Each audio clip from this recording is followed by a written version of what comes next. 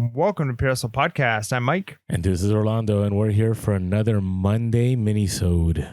That's right. Our Monday minis are where we get a chance to talk about something reselling related. But if you like this type of content, if you're interested in an hour plus of content instead of just 10, 15 minutes, come check out our Wednesday episodes. Every Wednesday we drop anywhere you can get your podcast needs met. You can find us there. Also on YouTube. Hit that like and subscribe.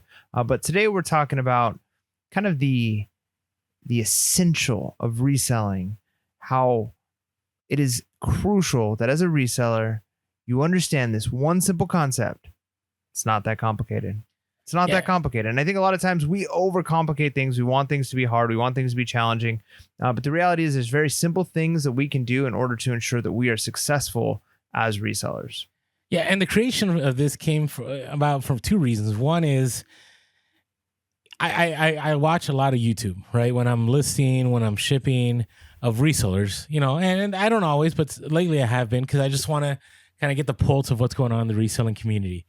And I find a lot of people just overcomplicating reselling, talking about the nitty gritty of, shipping with different platforms, or talking about the nitty gritty of, promoted fees, or getting into the details of international shipping. And I'm like, don't complicate it. Like, eBay has made things easy, okay, for all of us overall, right? And then on the other end is, you see these videos, and we've been guilty of these videos ourselves, how to get more sales, right? How to stay profitable, right? All those things. And, here's the reality. No one understands the algorithm. No one. Like, we can make up stuff. We can think of stuff that makes sense. But the reality is we don't even know the algorithm. And if I want to be frank with you, when I've talked to eBay techs and engineers, they even said they don't understand. The algorithm just does what it does. We just let's set it in motion. So for people to, get into all this, like, this is how I beat the algorithm, or this is, ways to hack it. Like, the reality is you can't control it. You can't control it. So focus on the things you can control, right? And so here's some few things. So I'll start with the first one here. You can control how much you pay for your stuff, right? To be successful in reselling, it's one of the simple rules. And the primary rule is buy lower than you're going to sell it for. And if you have fees to pay, if you have promoted listings to pay, if you have a bunch of other stuff that you have to pay, buy it for even lower. And you might say, well, that's easy to say. And I'm like, no, I'm not saying that's easy to say. It's easy to say. It's not easy to do, though. But to be successful in reselling, the number one cardinal rule is you must buy low and sell high. And so when you're outsourcing, be careful, especially if you're brand new and you're watching this, for example, these Nike sellers. And I have some that are friends and they do very well. But they're going out there and they're buying shoes for like $50. And they're selling it for $80 and they're making $10 net profit. That's super dangerous if you're just starting, right? That you, unless you figure things out, like, you will get to a place where another seller is going to get the items for cheaper than you and you'll end up losing. So don't complicate it. Buy low and sell high. And if you need to buy lower so you can still sell it high. No, that's good.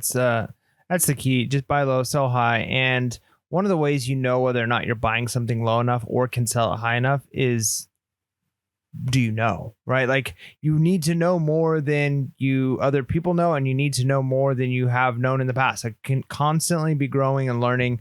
If you know a niche well, you're going to do well in that niche because you're going to be able to see the shoes. You're going to be able to see the Pokemon cards. You're going to be able to see whatever it is and recognize, hey, I could sell that for $40. And it takes, I probably could sell that within a couple of months. So I'd be comfortable paying $5-10 for it. Whereas if you don't know that, you might be like, oh, that's a worthless card, or that's worth way too much, and you pay $30 for it because you think it's worth a lot. So you need to know more than the person you're buying from, know more, like I said, than you have known in the past. Like, constantly be growing, be learning. And if it's a niche you don't know about, do a little bit of research before you pull the trigger on it. So we talk a lot about doing some research in the field. Sometimes it's very, very useful. Sometimes you do enough research to figure out whether or not you can be profitable. And then when you get home, you do the deep dive research to figure out exactly how profitable you can be, what you might need to include into keywords. But you've got to know more if you want to be successful. Yeah, agreed. And here's the one that a lot of people struggle with. I've heard a lot of people, it's funny, as I listen to a lot of people on YouTube and they're talking about slow sales, and somebody in the comments will say, hey, so do you run sales? And the person will say, oh, no, I don't run sales. Or they'll say, hey, do you send coupons? Oh, I don't send coupons. I like what I source is good enough, and it should sell at the price that I put it at. And I'm like, whoa. Okay, here's the thing. People go to eBay to get deals, right? People buy secondhand, right? Because they want quality, but they also want a better price. And so don't complicate reselling by thinking that there's, some magical hack of listing, that there's some magical hack of the right promoted rate. Sometimes it's just giving a deal, right? Run a sale, send out coupons, right? When somebody sends you an offer that's, less than what you wanted, but it's still a good deal and you're still going to stay profitable, take that offer, give those deals, right? Part of reselling is you need to buy low, like we said earlier, right? Having the knowledge to buy lower to make profit will help a ton. And second is, now that you're able to get an item for such a great price, you can give it to someone else for such a great price and still stay profitable. And it's going to help you continue moving on and reselling. That's good. The next thing is your listings. Your listings need to stand out. They need to be good listings. They need to provide all of the information that your customers are going to need. So don't go overboard though. One of the things, there's two ditches that people fall in. One ditch is they don't provide enough or the right information. The other ditch is people provide way too much information, which can do more harm than good. Sometimes you are opening up a can of worms because there's more that could go wrong with an INAD, and there's more for people to have to read, and people tend to not want to read through that much stuff. They want to know basic measurements. They want to know what condition it's in. They want to know if there's something broken, what is it? And again, a lot of times you can refer to pictures if you're taking good pictures. So if you say this unit has a few scratches on it, and then refer to pictures, and you've clearly identified those in good pictures, your listings need to have a solid first picture. All of the things that are seem to be obvious, but again, you're competing against a sea of other people who are trying to sell the same item or similar items. And so you got to make sure that your listing is at least up to par, right? If you can't always have the best picture, I mean, that's the goal. You can't always have the perfect listing compared to somebody else because there's some subjectivity there. But if your listings if you're the only one that only has 2 or 3 pictures and they're not as good as, and everybody else in that field is using 12 pictures or they have more detail, you're just not going to do well. So you want to make sure that your listings are quality. Yeah. And along with that, think about, do you offer best offer? Do you do international sales? Are you offering returns? Are you offering free returns? Right? All of those, right, is part of a quality listing, right? So, like I said, and they are out there.